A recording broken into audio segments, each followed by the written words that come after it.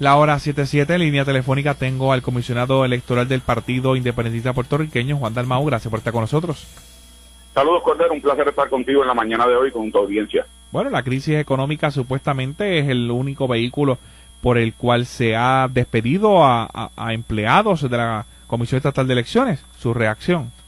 Así mismo es, aunque los datos que teníamos era que teníamos dinero suficiente para que los empleados transitorios, particularmente aquellos que ocupaban posiciones de balance electoral, pudieran permanecer en sus cargos hasta diciembre. El presidente determinó despedir esos empleados transitorios efectivo el día de ayer. Así que básicamente pues eso tiene un impacto a los servicios que brinda la Comisión Estatal de Elecciones, que sé que ha sido objeto de señalamiento, particularmente por la mitología antielectoral que se ha creado en Puerto Rico. Aquí cuando se habla de balance electoral no significa que para mover un papel tienen que ir uno de cada partido, ni significa tampoco cada gestión que se hace tiene que ser con 3 personas que repiten las funciones que hace el otro. Al contrario, es un equilibrio electoral en donde en posiciones de supervisión hay alguien de un partido, en posiciones de subdirección hay de otro partido, creando así un sistema de balance de pesos y contrapesos que permite una fiscalización adecuada para que todos los componentes que participan del proceso electoral sientan que tienen conocimiento de lo que está ocurriendo en la Comisión Estatal de Elecciones, particularmente los temas del registro electoral, la información de electores, lo que tiene que ver con la inscripción de electores. Te puedo dar el dato de que en el semestre pasado, en los últimos 3 meses del semestre anterior, el semestre escolar me refiero, las juntas de inscripción permanente inscribieron a cerca de 50,000 jóvenes en las escuelas superiores, porque las juntas de inscripción permanente, contrario también a la mitología que se ha querido presentar, están en una oficina en que no tienen taller. Es todo lo contrario. La comisión adoptó un plan que yo siempre he fomentado desde que llegué a la comisión, de lanzarse a la calle, visitar centros universitarios, centros escolares superiores, centros comerciales donde hay gran flujo de personas y que puedan realizar gestiones electorales, no necesariamente visitando la Junta de Inscripción Permanente. Así que básicamente esto puede tener un efecto detrimental también, por ejemplo, en lo que es la evaluación de lo que ha sido ya un reclamo unánime en Puerto Rico del escrutinio electrónico. ¿Pero por dónde va eso? Asesores técnicos están trabajando todos los días para articular una programación y unos criterios para lo que será en su momento el request for proposal para los que sean las compañías que existen. Y sin embargo, pues ahora también tenemos la dificultad que no sabemos de qué fondos podremos mantener esos asesores técnicos para llevar a cabo ese proyecto. ¿Eso del escrutinio electrónico no está más lejos ahora que antes? Bueno, te soy honesto, Cordero, como siempre. Así yo lo veo así, y yo creo que cuando el presidente Héctor Conti Pérez estuvo presidiendo la Comisión Estatal de Elecciones, el anterior presidente dedicó alma y corazón, con mucha voluntad, a que se llevara a cabo el escrutinio mecanizado. No se pudo llevar a cabo por un tecnicismo de la empresa que se llevó la licitación, que al final admitió que no tenía la capacidad para llevar a cabo el proyecto, pero dejó un examen, un informe voluminoso de todos los esfuerzos en la Comisión Estatal de Elecciones. Y sin embargo, luego de que abandonó pues su cargo, como dispone la ley, no veo la misma voluntad, no veo la misma interés, no veo que actualmente haya una prioridad con respecto a eso. Así que sería triste que Puerto Rico continúe contando palitos cuando el resto del mundo se está contando votos con máquinas. Claro está también.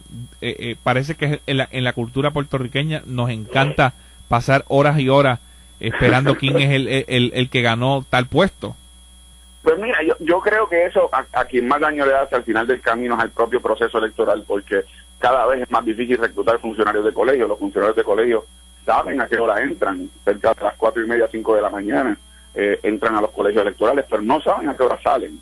Y no lo saben porque eso va a depender de qué personas están de funcionarios de colegio de otros partidos. A veces no están adiestrados propiamente, no saben contabilizar votos mixtos, y por eso desde un principio que yo he estado en la comisión y se ha evaluado este tema del escrutinio mecanizado, se han insistido en que se mantenga una cultura electoral como la que ha tenido Puerto Rico, reconociendo cuáles son los votos por candidatura, los votos mixtos, los votos íntegros, la nominación directa. Y esa es la programación que básicamente se ha estado examinando, y y estábamos muy avanzados, pero en este momento yo no veo que haya esa voluntad, y no lo digo solamente por el presidente actual.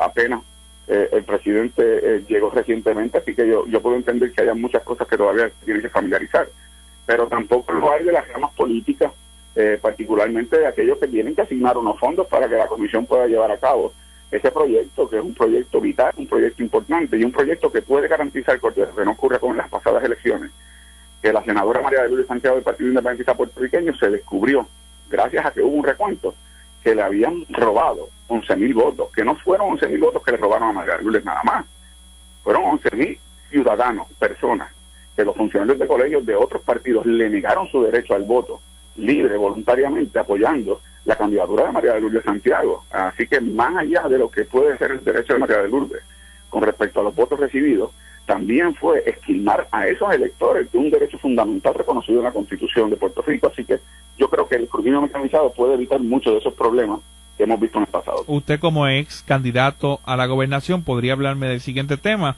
y es sobre la degradación del crédito de Puerto Rico y ya la demanda que dice el gobernador va a radicar contra las casas acreditadoras.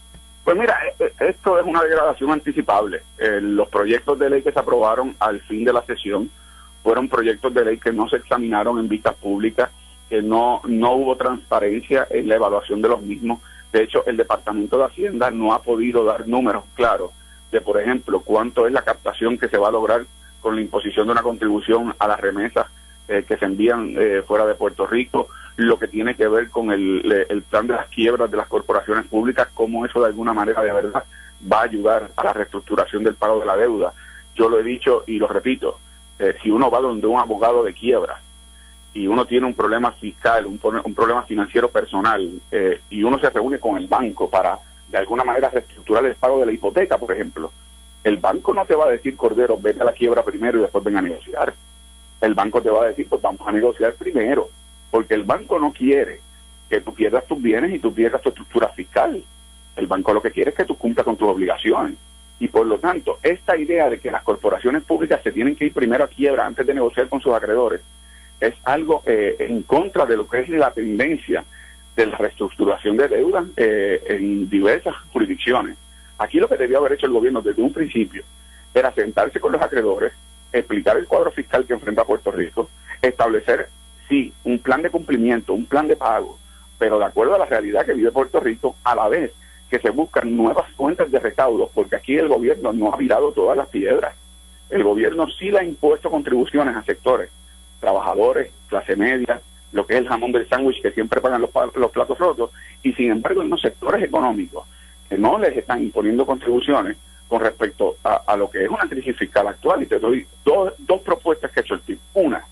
Una imposición no confiscatoria ni penalizante de hasta un 10% a las corporaciones extranjeras que se llevan del país en ganancias, 37,000 millones de dólares. Eso permitiría a llegar al fisco 3,700 millones de dólares de manera inmediata. Eso no es una contribución penalizante y esas empresas pueden recibir, de acuerdo al Código de Rentas Interna Federal, un crédito en los Estados Unidos. Así que la pregunta no es si paguen, la pregunta es dónde paguen. Y yo creo que ante la crisis que vive Puerto Rico, mejor que paguen aquí que paguen allá. La segunda propuesta es establecer una reforma contributiva balanceada, integral, no de parchos como lo han estado haciendo, en donde en particular se elimine las clasificaciones de corporaciones exentas y corporaciones no exentas, y que se establezca una tasa fija contributiva en donde las corporaciones paguen de acuerdo a lo que es su ingreso bruto, de manera que habrá corporaciones que ganan muchísimo dinero y esas pagarán más, y aquellas que pagan que ganan menos, pues pagarán menos, y por lo tanto no tiene un efecto confiscatorio con las corporaciones puertorriqueñas, que son también las que llevan una pesada carga en comparación con las corporaciones exentas, que apenas pagan en promedio un 2% contributivo, algunas pagan 0. Pero haber atendido todos estos asuntos en pocos días, faltando para aprobar el presupuesto, ¿no será también que no se manejó correctamente por la mayoría parlamentaria? Yo estoy de acuerdo con la premisa.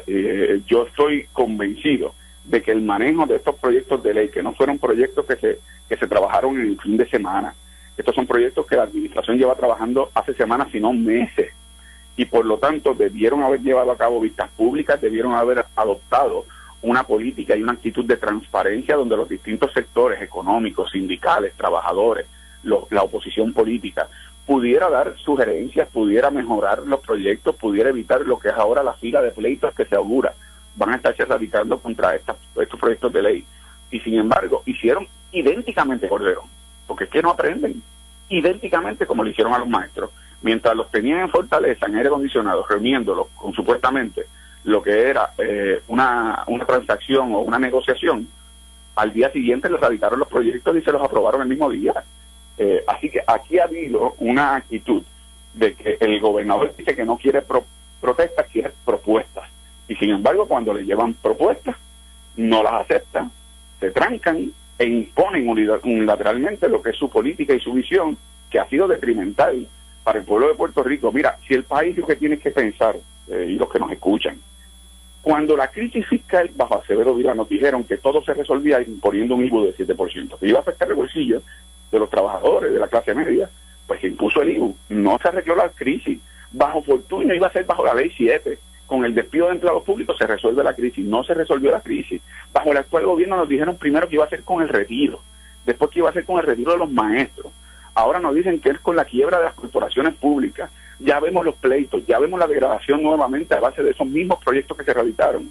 Y continúan cometiendo los mismos errores, y lo digo, no porque yo quiero que el gobierno fracase en su gestión, ojalá fuera efectivo. Lo que pasa es que repiten la misma fórmula desprestigiada y fracasada, que al final del camino pagan los platos rotos quienes no rompieron los platos, que es la gente de a pie, los que se levantan temprano, salir a trabajar, a fajarse para llevar un plato de comida a la mesa y cada vez tienen menos dinero en el bolsillo para tener una calidad de vida decorosa para ellos y su familia. Y yo creo que el país tiene que reflexionar sobre esto.